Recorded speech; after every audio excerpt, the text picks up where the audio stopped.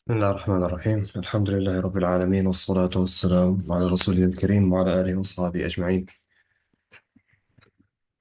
Just a second. طيب. Last class we began with أحكام المياه, the rulings pertaining to water. We went over the main principles.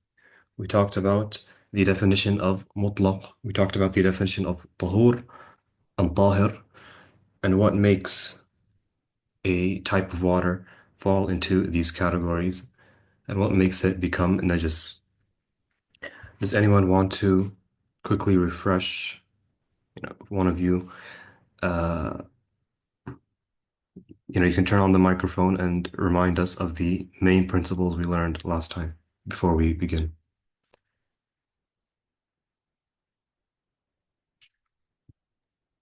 Assalamu alaikum, Sheikh. Alaikum assalam. The principle to say whether the water is pure or not is we have to look for the three changes: the change in state, change in taste, change in smell, and the change in color. Is it correct, Sheikh? Yes, this is correct. Let's go into more detail. What is being changed? These are the characteristics Uh, that are changing it. Yes, but what is the thing that is changing the water and how does it make a difference? If it if changes, anything that is yes, go ahead.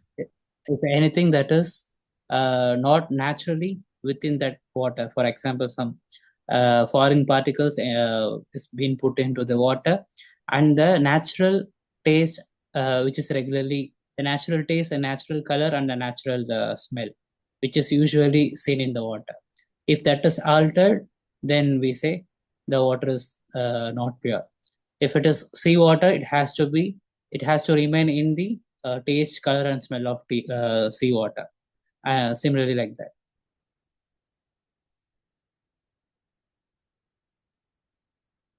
Is it okay, Sheikh? Yes, just some minor details. The first, regarding a something being naturally occurring in it.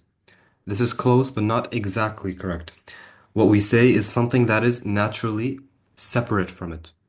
Because, one second.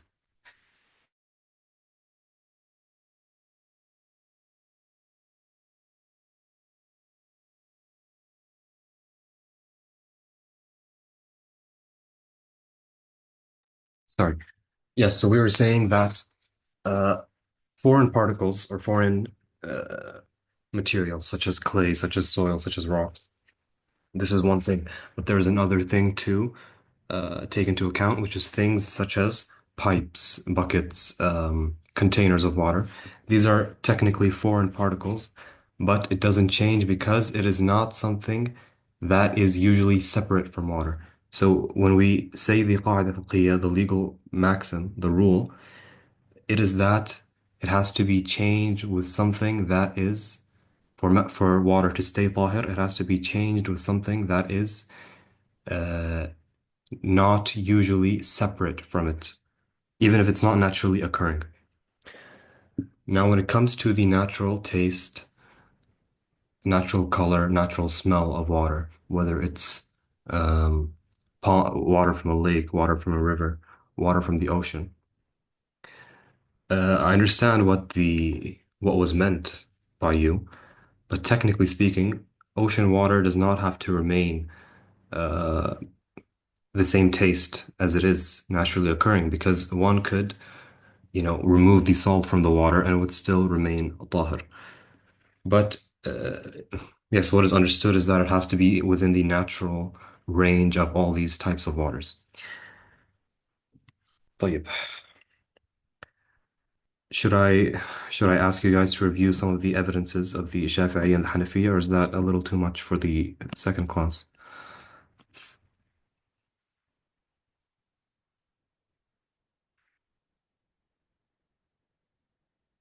Yes, as in it's too much, or yes, as in I should ask?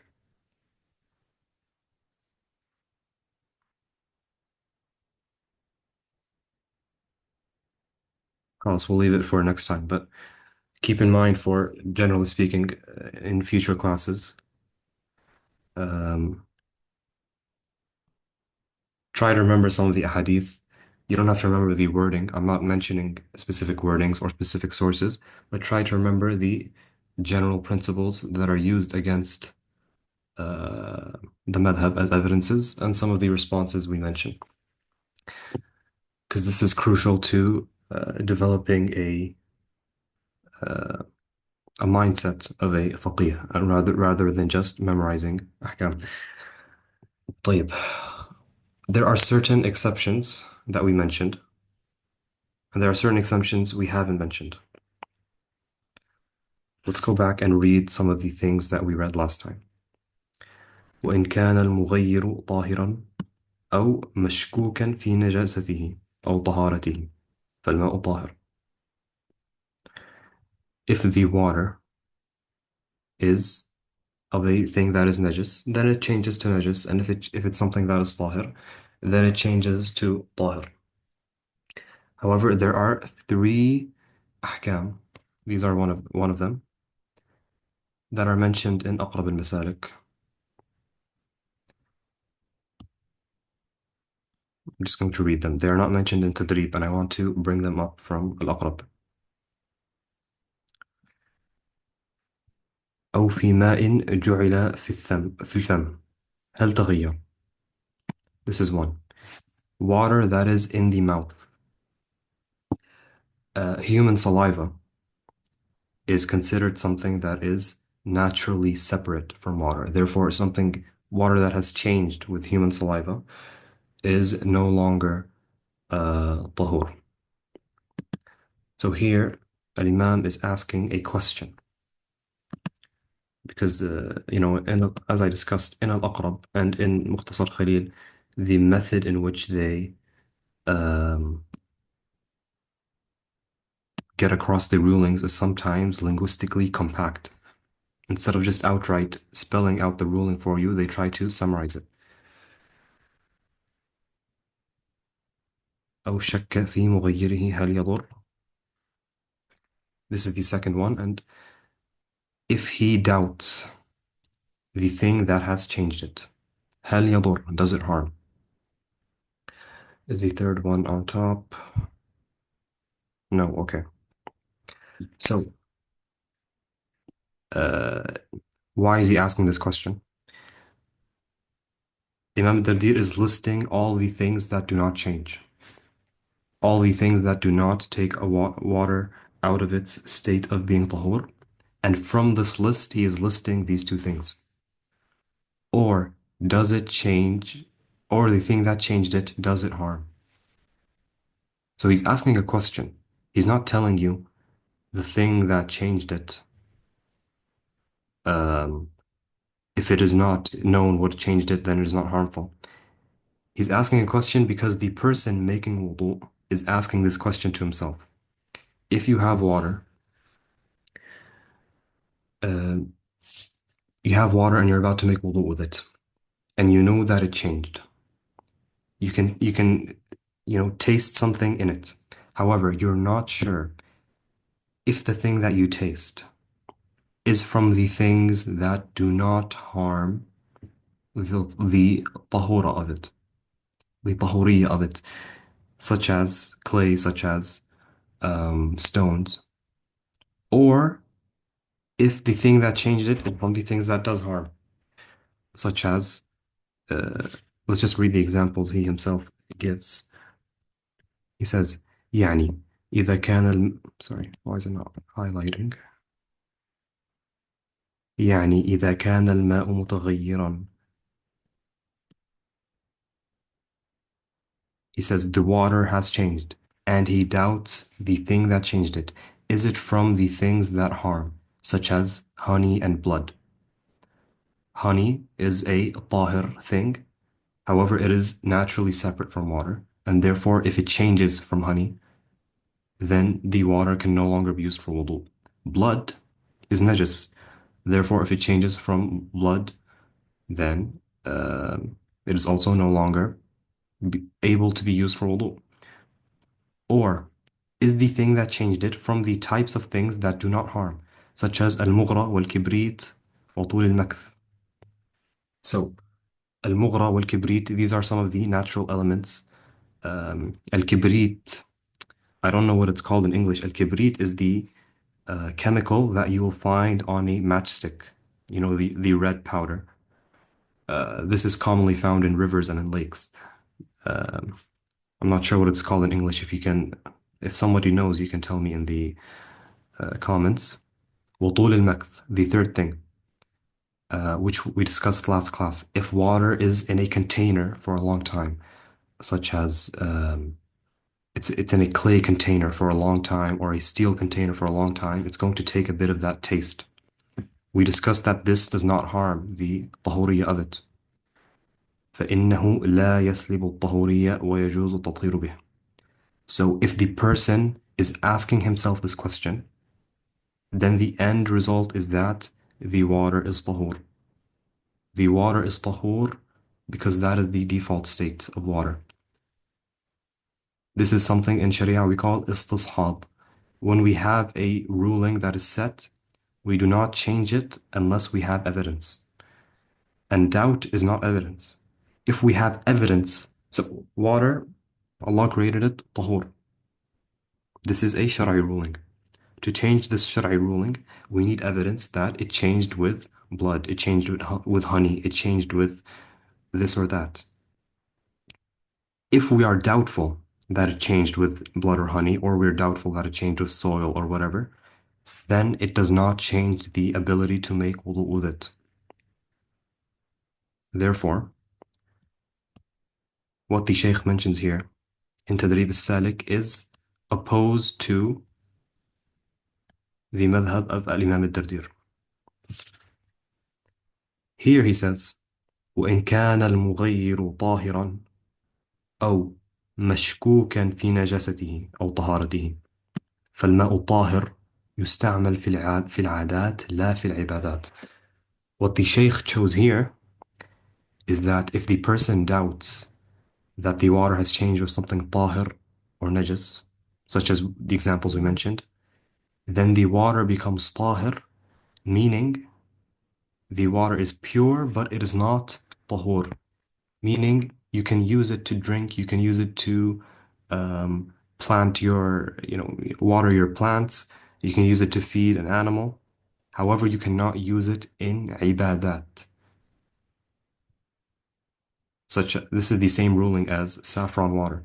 Remember we mentioned last class that if water changes with something طاهر and it becomes rose water or saffron water, this is also mentioned here.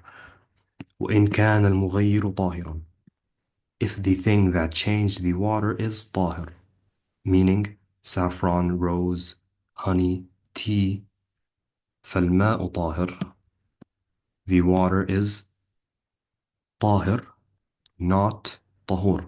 The water is pure, but it does not purify other things, and therefore it is only used in عادات. عادات meaning worldly affairs. It is not used in ibadat. So this is one ruling, changing with saffron, rose, honey, tea. He adds this and he says it's the same ruling. Both of these scenarios will have the same result. So this is the first scenario, and the second scenario is if the thing that changed it is doubtful regarding whether it is طاهر or najis. Al-Imam al-Dardir here, he says لا يسلب الطهورية ويجوز التطهير به. He says explicitly that it does not take from the طهورية of it, and it is permissible to purify things with it. So, Al-Imam al-Shaykh in Tadrib al-Salik, the author here, is being more strict than Al-Imam al-Dardir is being in Aqrab al-Masalik. And obviously, the system of the madhab is that Aqrab al-Masalik is the mu'tamad when the texts differ. At least this is the default things, the default state. Al-Imam al-Dardir also mentions another thing here, which we read a few minutes ago. If water is in the mouth and you're not sure whether your saliva changed it or not, if you're sure the saliva changed it, then it is no longer tahur. Because as we said, saliva, human saliva, is something generally separate from water, and therefore it is like honey and rose. It will take away the tahuriyya of the water. However, if you're doubtful that the saliva changed it or not, then it is also the same ruling as above. Again, we're listing things of the same ruling. Meaning, if you're doubtful the saliva changed it or not, then it is still tahur, if you are doubtful. أو فيما خلط بموافق هل يغير لو خالف. We have a very, very specific and very rare occurring instance here. Rose water has a certain taste and a certain smell, and that's the whole reason of adding it. That's the reason they add the rose to the water. However, if it is expired, then the rose will lose its taste and smell, right? So how will you know if it's rose water or water? How will you know? Can you make wudu with it? You know that if it was in a different state, then it would have a taste and smell of rose, and you would not be able to make wudu with it. However, this taste and smell has disappeared. In this scenario, it is also permissible to make wudu with it, and make it is still tahur. If it is إذا خلط بموافق. What does this mean? If water is mixed with something um, of the same characteristics, if water is mixed with something of the same taste, smell, and color. So it doesn't have to be expired rose water. I use that as an example because it's the most common example regarding this, but it can be other things.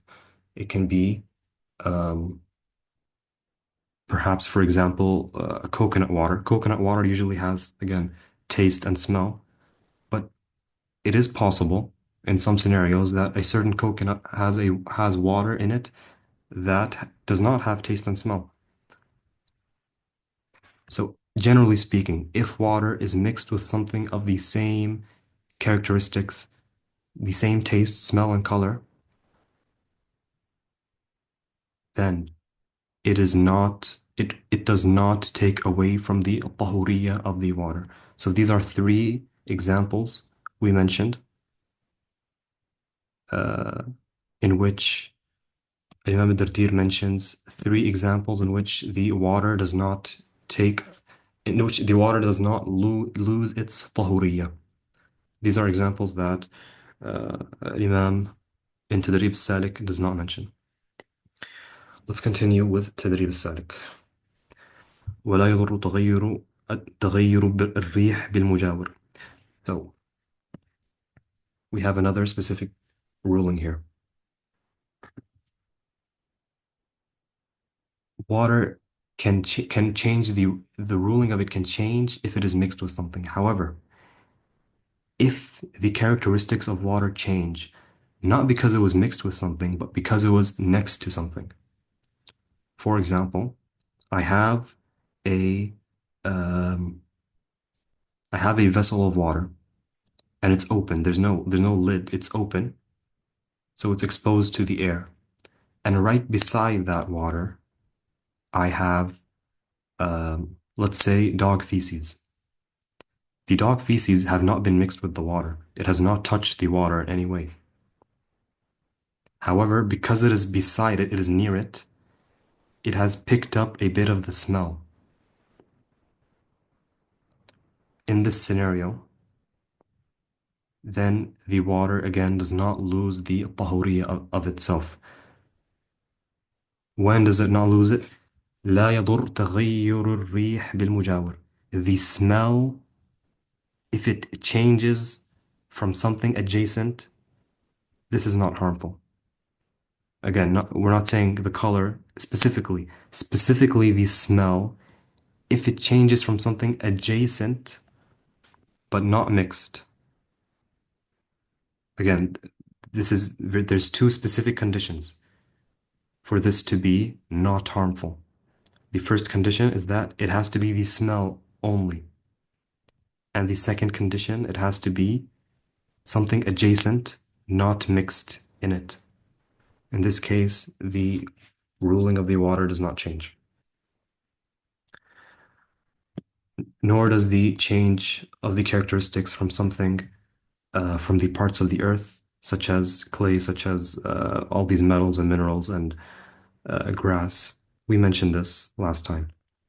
ولا بالمقر والممر وطول المكث. Neither from passing by, such as pipes or a river, or طول المكث, being in something for a long time, such as being in a bucket, being in a cup, being in a bottle. Again, this is not. We mentioned this last time. والمتولد من الماء. This is something we did not talk about yet.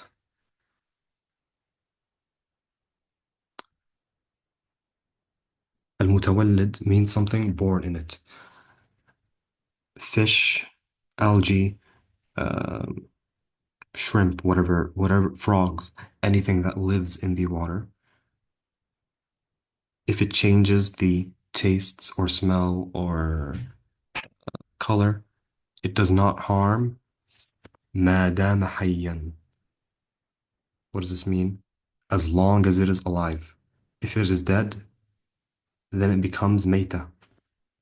And therefore we have we have to go into specifics regarding what exactly is the thing that died, and we would have to investigate whether it changes or not. However, as long as the living thing is alive, it's alive, it does not change the ruling of the water. وأثر الدباغ. Dibagh is the process of tanning leather. It's a chemical process that they use to clean animal hides and leathers. There's usually a byproduct in the form of a liquid. This liquid is waste and it's usually spilled into wells or spilled into rivers. This does not change the ruling of the water as well. Nor is something that is difficult to avoid, such as leaves and sticks in an open oasis. Again, very mentioned and very simple and clear. Nor something that has changed slightly from the droppings of livestock and irrigation systems. al-Salik. So the droppings of livestock and irrigation system, unlike grass, unlike rocks, unlike fish, it is only not harmful to the tahuriyya of water if the change is slight. So soil can change the taste of water a lot. It can change it quite a bit, and it would not harm the tahuriyya of water. However, if these things, animal livestock droppings and irrigation systems, change any of the characteristics of water, if it is slight, very slight, then it does not harm. However, if it is more than that, then it is harmful. So it is more, these conditions are more strict than all the ones we mentioned before. Now, we have two ahkam here that are makruh. We talked about what is permissible to use for wudu and what is not permissible. We have not mentioned anything yet of karaha. The only reason that these are makruh is because the principle in the madhab, which is to avoid places of disagreement between the fuqaha. We mentioned last class that the Hanafi madhab, they believe that if something najis drops into a body of water that is not running. Then it takes the water into a state of najasa, regardless of whether the taste has changed, regardless of whether the water is a small amount or a large amount. If in this case, then it is makruh for the Maliki to use this water. However, it's still perfectly fine. His worship is valid. However, it is makruh because it is a place of disagreement. So again, كره استعمال الماء القليل إذا وقع فيه نجاسة ولم تغير. If najasa falls into a small amount of water and it does not change it, then it is makruh to use it. He adds here a parenthesis. If other water exists. So again, if I have a vessel of water and najasa has fallen into it, and I've taken that najasa out, and it has not changed the smell or taste or color, this is not permissible to use for the other madhab. It is makruh for me to use it because I need to avoid the place of disagreement. However, it is only makruh if I have another source of water to use from. The second one is not mentioned, actually, in Tadrib al-Salik. The Shafi'iyya, they do not permit people to, actually, they do permit, it is just makruh. It is makruh for them to use something called al-ma' al-mushammas, meaning water that is under the sun. If water is placed in a um, metal container or a metal vessel, and it is placed under the sun in a region that is very hot, it is makruh for them to use this water. We reject their evidences. However, we say it is also makruh, not because we accept their evidences, but because we want to avoid the disagreement. We also make it makruh to use this type of water. Now, back to the text. And I should mention this karaha of avoiding disagreement, whether it's the ma' al-mushammas, whether it's the sun-cooked water or the water that has a najasa in it. There are arguments within the madhab, and you can read the Hawashi later on. There are fuqaha who say that this is not a valid evidence to make something makruh, and therefore some of the fuqaha will say it's permissible, it's not even makruh. But it does not make a difference because both camps will tell you that um, it is perfectly valid to use the water for ablution. One camp will just tell you there is reward in avoiding it. Anyways, we'll mention two more ahkam this class. The first one, وإذا ولغ الكلب في إناء فيه ماء يندب إراقته وغسل الإناء بعده 7 بلا نية ولا ترتيب.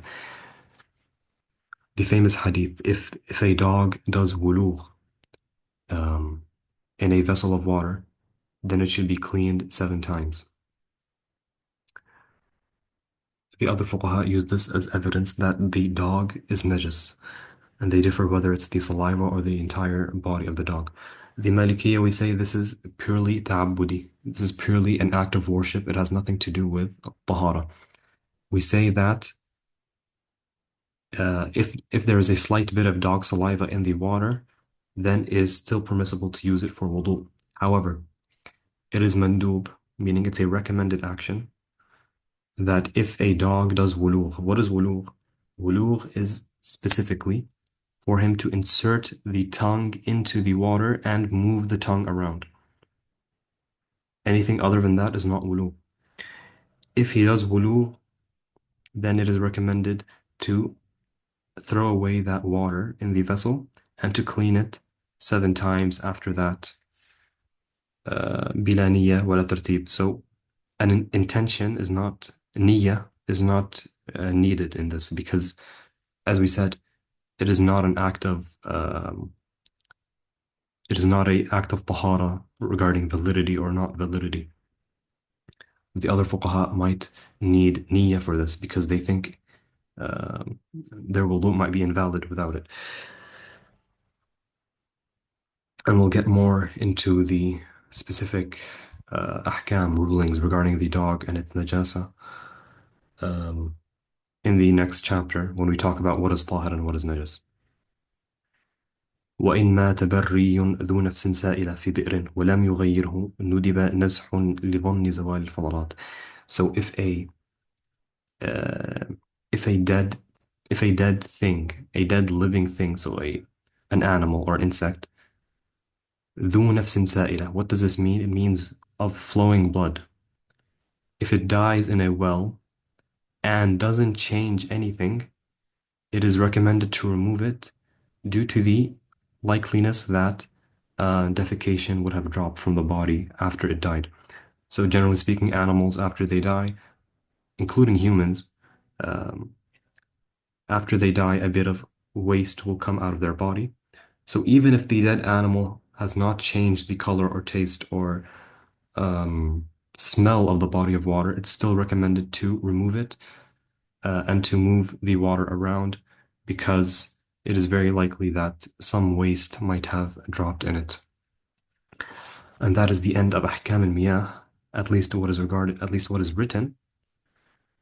We might mention 2 or 3 things that are not written next class before we go into the specific section on what is najas and what is tahir, which is a very, just a list, really. طيب, I think we have a few seconds until the Zoom ends. So just like last time, if there's any questions, do not be shy to ask in the group or